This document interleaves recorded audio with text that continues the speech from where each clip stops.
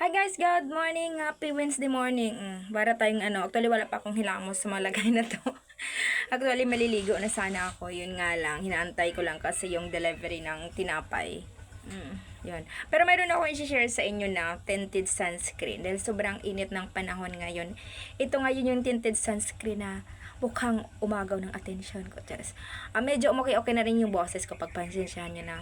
Ilang araw kasi akong walang masyadong nagawang video dahil hindi ako makapag voice over dahil sa aking boses. O, di ba? Alam niyo naman. Grabe talaga. At long araw talaga hindi ako masyado dahil ang hirap ng aking pagsasalita. Dahil wala akong boses. Ito yung ating Bella Skin Perfect Tint Sunscreen. SPF 50 PE+++. Grabe, napakaganda ng tinted sunscreen ito, guys. Actually, more on sa mga ganitong videos. Sunscreen palagi, lalo na ngayong tag-init yung lagi kong sinishare sa inyo dahil napakahalaga, lalo na ngayong nagre-rejob ako. Grabe, unlimited yung sunscreen. Napakadami kong sunscreen, di ba nagbo-beauty vault ako na rejob. Syempre may sunblock yan, pero hindi talaga ako kontento. Gumagamit pa rin talaga ako ng tinted sunscreen at iba-iba pang sunscreen. Wala namang problema kahit anong gamit nyo. Napakahalaga lang kasi talaga na mayroon talaga kayong sunscreen, sunblock o tinted na ginagamit nyo, lalo pa pag agwag talaga kayo masyadong magbabad sa init. Sobrang init ngayon.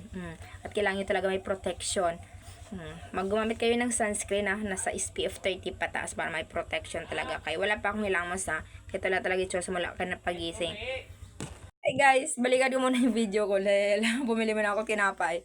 Medyo matagal-tagal dahil nagmarites pa kami. Matagal-tagal kasi kami hindi nagkita. Gali, diba? Ito yung ating Perfect Tint Sunscreen. SPF 50 PA+++. Kung naghanap talaga kayo ng mga sunscreen, at lalo na sa mga kagaya ko nang nasa edad 30s na tayo, nire-reco ko talaga na mag-tinted sunscreen kayo pag nasa labas kayo. At huwag niyong tipirin, guys. Damihan niyo, okay? Sobrang init ng panahon talaga natin. Kahit anong ganda ng mga products natin, pag wala tayong sunscreen na ginagamit, okay, masisira lang naman yung ating mukha. Hindi rin naman sayang din. O, diba? Sayang yung ginagastos natin. Kaya yun, maliligo na lang muna ako dahil mag alas 8 na. See you na lang later. Thank you, Lord. Okay na rin yung aking boses. Okay. Yun lang, follow for more. Nakapaglaban na ako, nakapagsampay na rin ako ngayon. Mamaya, mamili na lang tayo. Yun lang pala for more. Ingat!